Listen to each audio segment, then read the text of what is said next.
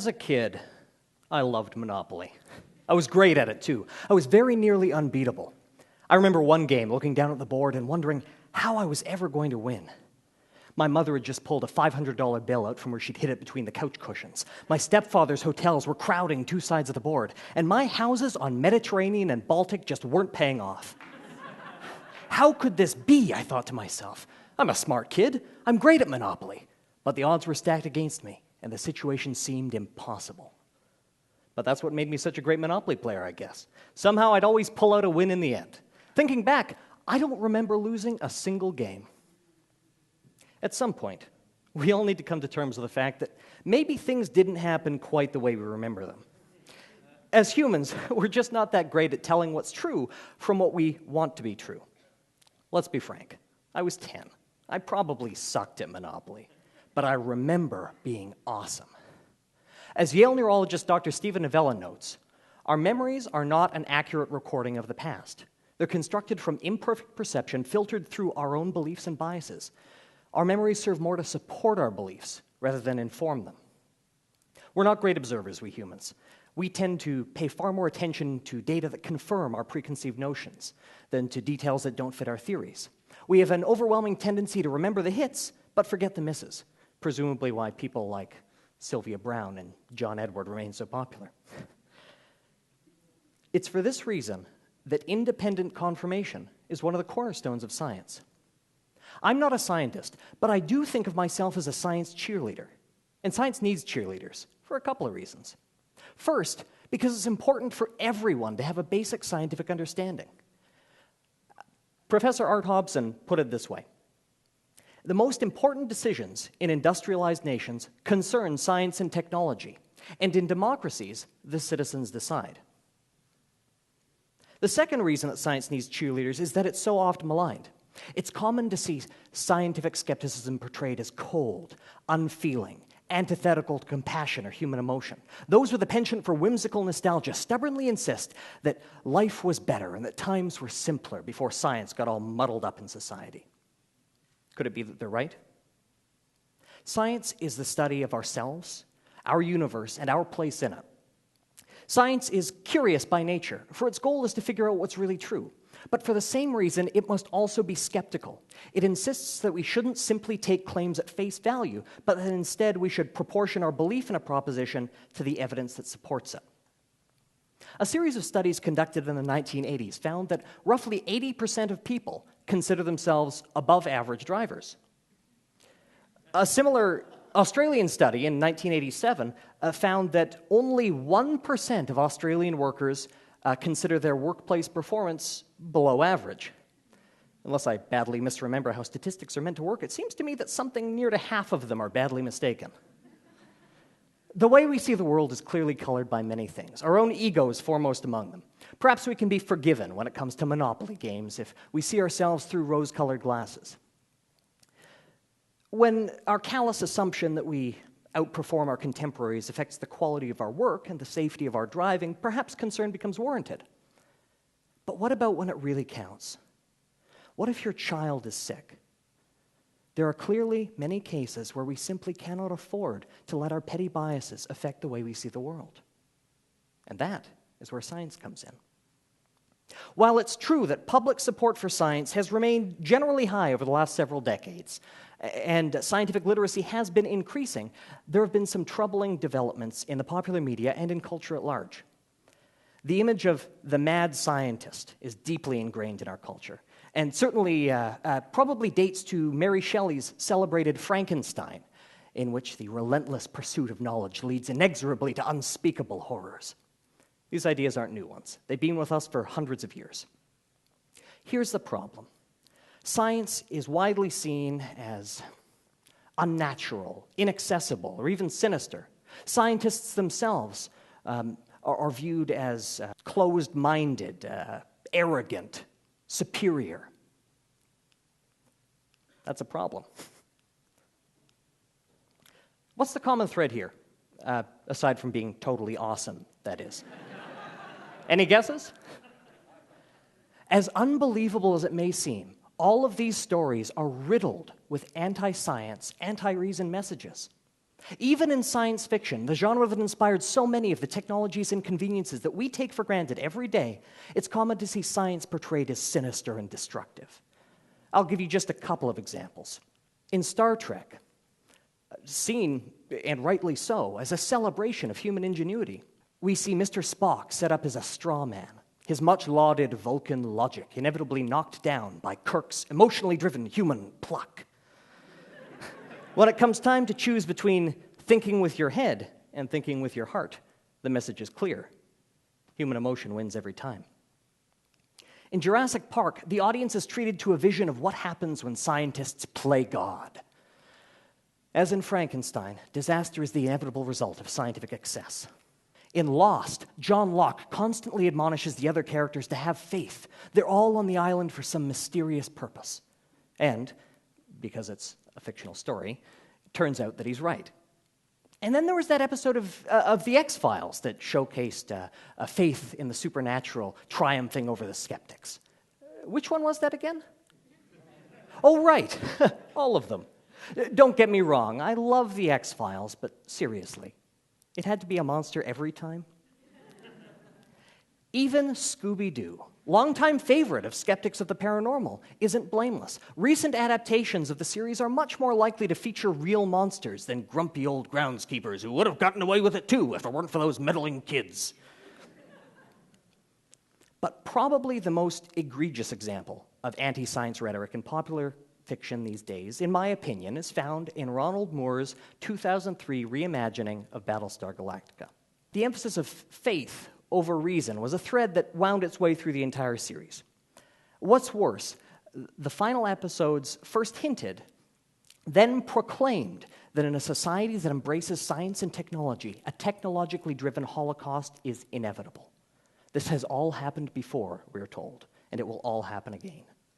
The series culminates, spoiler alert, with the entire human race abandoning all technology in favor of founding a nomadic hunter-gatherer society. Science fiction becomes Luddite fantasy. Famine, disease, and the concomitant contraction of the human lifespan be damned. These messages are getting through to the public loud and clear. A 2001 NSF survey found that fully 50% of Americans believe we depend too much on science and not enough on faith. I find this distressing. From the Terminator to the Matrix to 28 Days Later, the idea that science will lead inevitably to some technopocalypse is ubiquitous these days.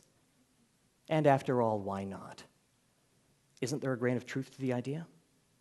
Perhaps you might rightly scoff at Ben Stein's ridiculous contention in the pseudo-documentary Expelled that the science of evolution led directly to the Nazi Holocaust. But what say you when the horrors of Hiroshima and Nagasaki are laid at scientists' feet?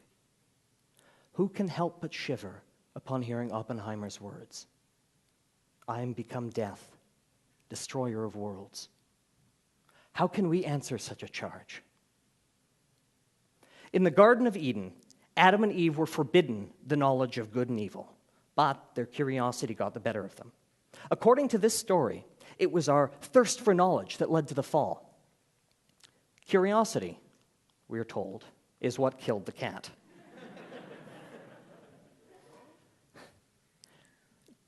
Knowledge can be used for good or ill, it's true. Scientists invented the bomb, but engineers built it. Politicians called for it, taxpayers funded it, and the military saw it deployed. If you want to lay death and destruction solely at the feet of scientists, I don't think that you're playing fair. Curiosity killed the cat. How unjust that we should be incurious is perhaps the single most damaging message that our children receive from the popular culture. Curiosity is one of our greatest assets. It fuels free inquiry. It fuels innovation. If we fail to nurture our curiosity, we risk retarding our progress as a civilization. Knowledge is not evil, nor is the pursuit of it. For the better we understand this wondrous world of ours, the better equipped we are to better our situation and that of every other species that shares this planet. Curiosity killed the cat. You'd be hard-pressed to find an idiom that irritates me more. You want to know what probably didn't kill the cat? Diabetes, hyperthyroidism, intestinal parasites. For every cat killed by curiosity, I would wager there are hundreds or thousands who have been saved by veterinary practices unknown a century ago. Our curiosity cured the cat. Norman Borlaug, the father of the Green Revolution, is credited with saving 1 billion people from starvation. Think about that for a moment. 1 billion people saved from starvation. We have indoor plumbing, flush toilets, hand washing, the germ theory of disease, the sum total of modern medicine. These aren't simply victories for science. These are victories for humanity. If you want to pit mysticism against rationalism, rationalism wins this fight. And as for the charge that scientists are arrogant and closed-minded, I find this frankly startling. For in the process of skeptical inquiry, I see the most amazing intellectual humility. The progress of science depends on us admitting our human foibles and failings, our petty biases and conceits. For it's only in controlling for our human weaknesses that we can make progress in science. Science is rooted in curiosity, and you can't be curious without being humble. For to wonder how something works, first you must admit that you don't know. So, with everything that science has done for us, why is it still seen as the enemy? Why does it still have such an image problem? Why do people fail to understand that science isn't the enemy of nature, but merely the study of it? It probably isn't news to you that the media has a huge impact on how we all think and behave. That's what advertising is all about, after all. And study after study shows that it works, even when we think it doesn't. In the demon-haunted world, science is a candle in the dark. Carl Sagan said, "Skepticism does not sell well."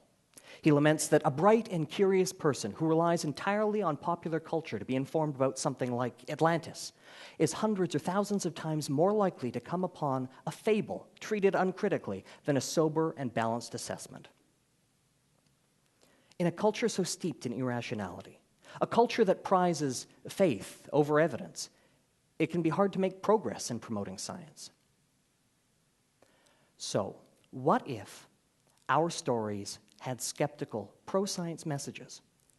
What if they encouraged the audience to think critically rather than simply nodding along? What if the heroes of our stories weren't those who simply fought for what they believed in, but those who had the courage to ask themselves why it was that they believed it? We have the power to reignite the public passion for learning new things. We need to teach everyone, what science really is at its core. That may seem daunting, but it's really very simple. Beliefs should be supported by evidence. None of us are perfect, and so if we're serious about figuring out what's really true, we need to have a basic understanding of our own biases and apply a basic skepticism to all claims to knowledge. We need to avoid the temptation to look only for evidence that confirms what we already believe. Or, as Randall Munroe put it, you don't use science to show you're right. You use science to become right. And we already have allies in the popular media. We have novelists like Robert J. Sawyer, who you heard from just a moment ago. He's famous for writing stories that showcase the battle between mysticism and rationalism. And to his credit, rationalism seems to win a little more often. We have J.K. Rowling, who, in the Harry Potter series, provides an excellent role model in the character of Hermione Granger, whose success is due in large part not simply to some innate talent, but also to a willingness to question popular wisdom and to her hard work. We have musicians like George Schraub and the inimitable Tim Minchin, who encourage us to be skeptical of extraordinary claims. We have Sarah Mayhew, who infuses her manga with a love of science. We have Randall Munroe and Zach Wiener, who pen comics that make us laugh and make us think. We have Bill Nye and Neil deGrasse Tyson, who work hard to promote science to people of all ages. And we have Adam Savage, Jamie Heineman, and the rest of the gang at Mythbusters, who remind us how exciting it can be to figure out what's really true. So at this point, you might be wondering what you can do to help. Well, it's not hard. Be curious. Question everything. Prize learning over simply knowing, because even things we think we know can turn out to be wrong. As Carl Sagan said, It is far better to grasp the universe as it really is than to persist in delusion, however satisfying and reassuring. So with everything science has done for us, it deserves our support. The next time you hear somebody lamenting that science is closed-minded or incurious or dangerous, speak up, because you know better. Thanks.